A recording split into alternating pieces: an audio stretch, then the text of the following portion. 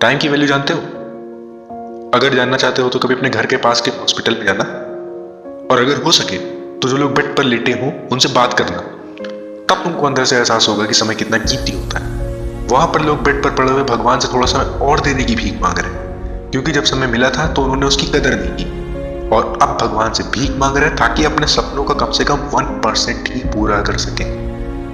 पर अब क्या फायदा, उनको उनके हिस्से का पूरा समय मिल चुका। जब वो उसमें कुछ नहीं कर सके तो आप क्या कर लेंगे?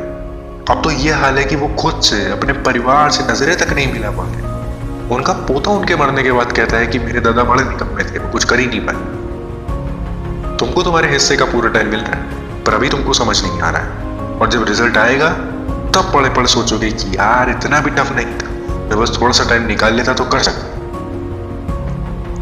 तुमको आज नहीं पता चल रहा है कि तुम कितना टाइम वेस्ट कर रहे हो, पर आगे देखना रिग्रेट के मारे तुम्हारी रातों की नींदें उड़ जाएंगी।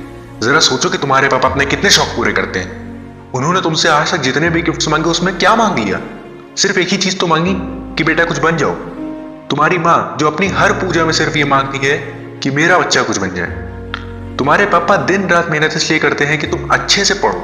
वो हर सुविधा तुमको देते हैं ताकि तुमको पढ़ने में कोई भी किसी भी तरह की कोई दिक्कत ना आए। वो अपने लिए त्योहार पर एक माल तक लेने में संकोच करते हैं कि कहीं तुम्हारे लिए कपड़े खरीदने में पैसे ना खत्म हो जाए। वो खुद पूरे दिन में एक चाय पीते हैं ताकि पैसे बचाएं तुम्हारे लिए और तुम्हारी जरूरतों के लिए, और तुमसे सिर्फ यही मांगते हैं कि बेटा कुछ बन जाओ। पर कभी सोचो, अपने गिरबान में झांक के देखो तुम क्या दे रहे हो उनको। वो तुमको जब पढ़ते देखते हैं तो उनको बहुत सेफ फील होता है, और भाई तुम खुद पढ़कर जब कुछ बन जाओगे तब पूरी दुनिया में सिर्फ तेरे माँ बाप ही होंगे जो सबसे ज्यादा खुश होंगे। पर तुमने सोचा है कि तुम क्या कर रहे हो? तुम कुछ नहीं कर रहे हो। तुम एक एक दो दो दिन का जोश जगाकर पढ़ने बैठते हो और फिर अगले दिन ढीले पड़ जाते हो। तुमको अपने माँ बाप के इमोशंस की कदर नहीं, और तुम किसी और को दिल देकर बैठे हो कि उससे बातें करते हो कि उसको खुश रखोगे, उसकी केयर करोगे। पर जब तुम खुद अपने माँ बाप को खुश नहीं रख पा रहे हो और उनकी एक इकलौती इच्छा पूरी नहीं कर पा रहे हो, तो उसके लिए क्या ही करोगे? अगर पढ़ोगे नहीं तो उसकी जरूरतें कैसे पूरी करोगे? प्यार से पेट नहीं भरता है। तुम्हारे मम्मी पापा तुमको कोई काम तक नहीं बताते। लाख थके होने के बाद भी तेरी माँ खुद बर्तन मांजती है सर्दी में उसी ठंडे पानी से, और तुम्हारे पापा खुद अपने जूते पॉलिश करते हैं ताकि कभी उन पर यह इल्जाम ना लगे कि उन्होंने अपने बच्चे से काम कराया और उसको पढ़ने नहीं दिया। उन्होंने सब काम का जिम्मा अपने सर लिए रखा है, और तुमको सिर्फ एक इकलौता काम दिया है, वो भी ऐसा काम जिससे तुमको ही भविष्य में फायदा मिलेगा। तो वही कर लो भाई कम से कम। आखिर तुम्हारे पापा कब तक तुमको ढूंढते रहेंगे? वो आज कर रहे हैं क्योंकि तुम छोटे हो। फिर जब पढ़ोगे ही नहीं तो आगे जॉब नहीं मिलेगी, तब क्या करोगे?